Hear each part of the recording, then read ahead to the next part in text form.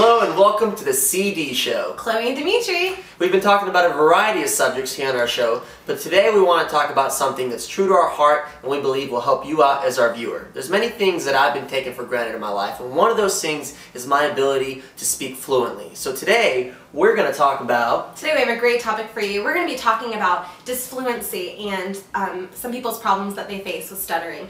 I don't know if you knew, but more than 68 million people worldwide stutter. 68 million. That's only actually 1% of the population, but here alone in the United States, that's over 3 million Americans that stutter. 1% of the population is a pretty big number, though, if you actually stop and think about it. But it doesn't actually affect everyone, and it can affect anyone in the population, but it actually affects males 4 times more likely than females. Now, what's the reason for this? Is it a genetic issue that makes males stutter more? It is. It's actually still up for debate, but there are definitely genetic ties that are linked to disfluency. Now, 3/4 of those that stutter will recover by late childhood, which leaves about 1% of the population with a long-term problem. And the best prevention tool is early intervention. Unfortunately, since there's not much knowledge, a lot of people don't intervene early enough, which leaves the 1% of the population, 5 million people here in the United States with a stuttering impairment. Stuttering or stuttered speech involves part word repetitions, sound word prolongations, monosyllabic whole word repetitions, and or within word pauses. So essentially, stuttering is any interruption in the forward flow of speech. It's marked by audible or inaudible repetitions or prolongations of word syllable fragments. That's exactly right. There are actually 2 different types of stuttering. 2 types, huh? That's right. What are those? The first is the neurogenic stuttering. This is typically associated with neurological disease or trauma. This generally occurs on words such as conjunctions and prepositions, but it can also occur on function words such as verbs and nouns. So this neurogenic stuttering, is this something that somebody develops through their lifetime? This is something that is acquired, right? This is not something that you were necessarily born with. The second type, on the other hand, that was developmental stuttering. This is actually the most common form of stuttering, and it begins generally in the preschool years. This pretty much always occurs on the content words, such as the nouns and the verbs, and it generally occurs on the initial syllables of the words. So developmental stutterers, they frequently exhibit secondary symptoms such as anxiety about speaking, whereas neurogenic stutterers don't. However, developmental stutterers is actually the primary form of stuttering, so today we will focus primarily on developmental stuttering. This generally occurs, the stuttering will start between the ages of 2 and 5 years of age. 5. And actually your chance of stuttering decreases quite a lot by the time that you turn 3 1/2. Now, recent research at the University of Illinois actually indicates that 68% of the children studied, stuttering onset occurred by 36 months of age, and 95% of the children studied, the stuttering onset occurred before 48 months of the age. That's exactly right. So by the time that you're 4 years of age, 95% of the people that will stutter have already developed their stuttering problem. And the onset is gradual for most, but stuttering gets more severe as the child gets older, which is why early intervention is so important. You know, we have a lot of great information that we've come up with here, but I think that would be really better if we could maybe talk to someone firsthand. That'd be great, but you know, I don't really know anybody with a stuttering impairment. I've met some people, but I don't have any close friends. So do you know of anybody? Actually, I do know someone, and he actually is here with us today. Really? That's you have right. a friend that stutters. And he's here with us in the studio today. Well, let's bring him on over. All right, Artem, come on out. Artem, come on and join us. Thank you very much. How you doing, Artem? My name is Dimitri. It's nice to meet you. It's good to see you, Artem. So Artem, tell us a little bit about yourself. Well, I am currently a student at Georgia State, and I plan to graduate in August. And I also work part-time, and I tend to stutter a bit. Okay. All right. When did you actually begin to stutter? It began when I went to my cousin's house, and my parents, they went out of town, and I guess because of the stress, I just began to stutter, and it would come on and off, and then when I became older, it became an anxiety. That's really interesting that you're actually at your family's house when that happened. Do you have any family members that have any speech, hearing, or language problems?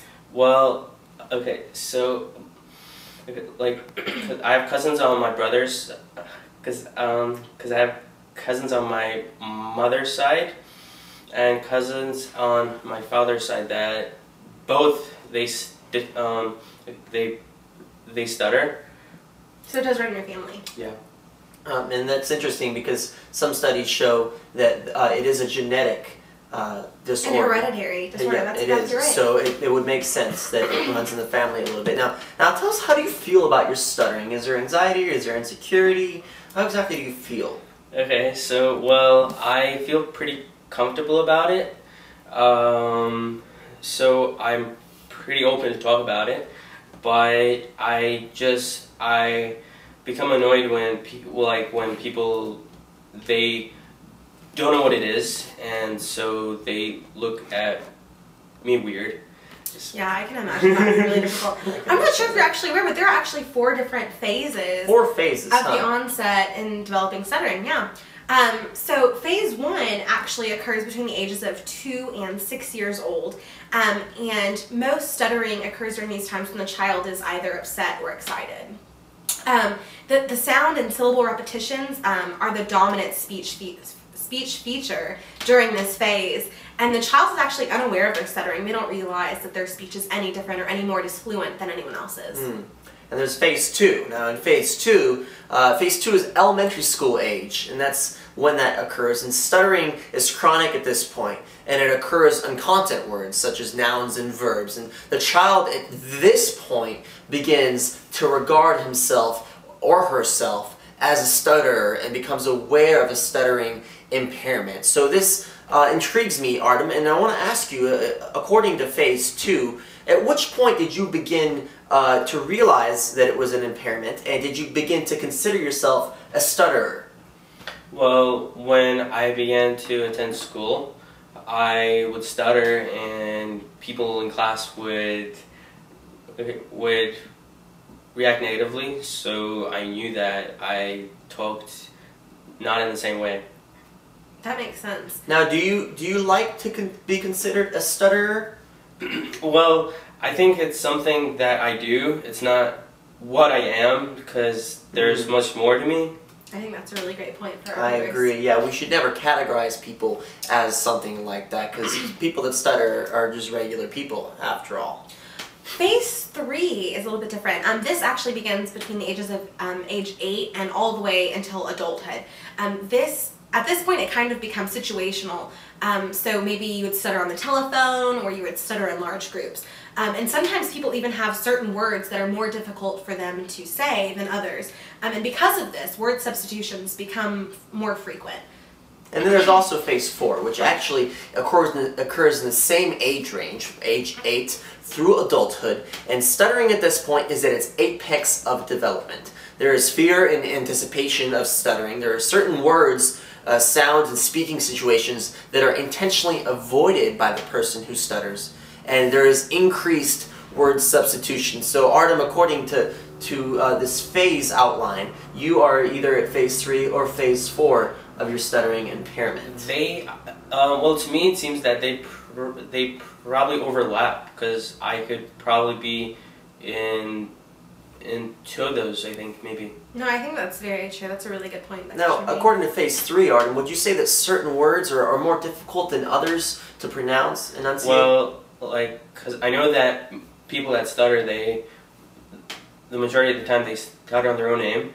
So sometimes I make up a name, and then people they call me on that name, and I'm just like, oh yeah, and so people become annoyed because they realize that it's not my real name. Right. What about in certain situations? What about on the telephone, or maybe in front of large groups? I think I stutter more when people observe me. So if I talk on the phone and it's just me in the room, then I won't stutter as much. But if people are watching me talk on the phone, I feel that they're probably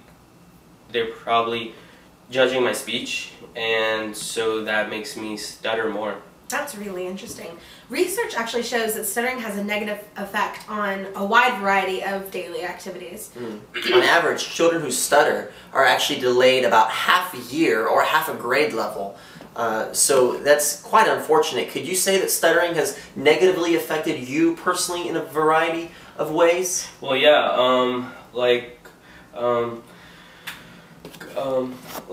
cause I went to middle school, and the school, they required people to take a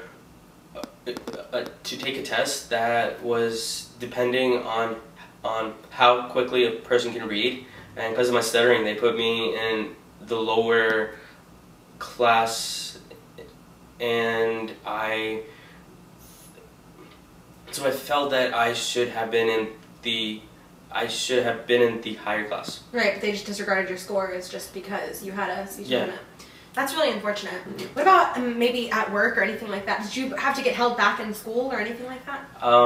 Not in school, but I feel so I felt like when I applied to jobs that people would not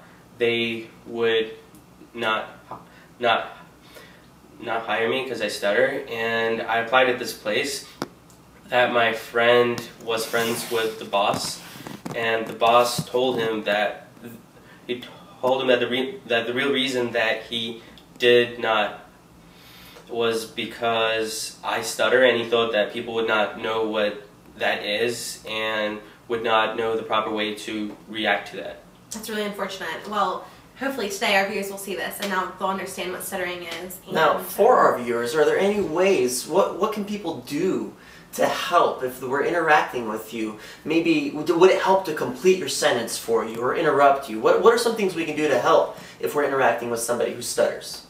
Well, because I think it's important to just to keep eye contact, and people that stutter, they don't become offended when you bring up the topic, so if you're comfortable about it, then the person that stutters will feel a lot more comfortable talking to you. That's a really good tip from viewers. I think interrupting and sorry. No, what about now if you get interrupted in the middle of a sentence? Okay, so does it help you? So interrupting, and when people complete the sentence, it makes the person to stutter more, because if you try to guess the wrong word, then the person is still stuttering, and it takes effort to try to use the techniques. So if a person keeps interrupting you, it keeps distracting you from using techniques. What are some of these techniques that you keep talking about?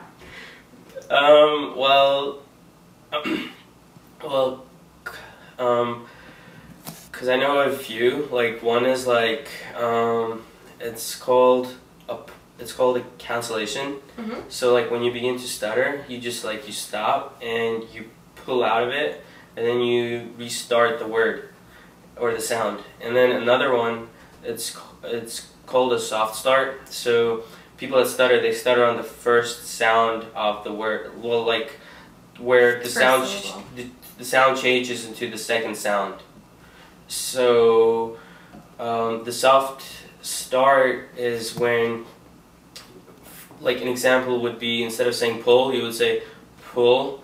And if you can say the first syllable without stuttering, then you won't stutter in that breath. That's really interesting. Those are two really great techniques. And all right. Thank you so much, Artem, for your time here today. We really appreciate you coming. Thank you so much, viewers, for watching. And now we'll cut to our commercial breaks. From Lifer Industries.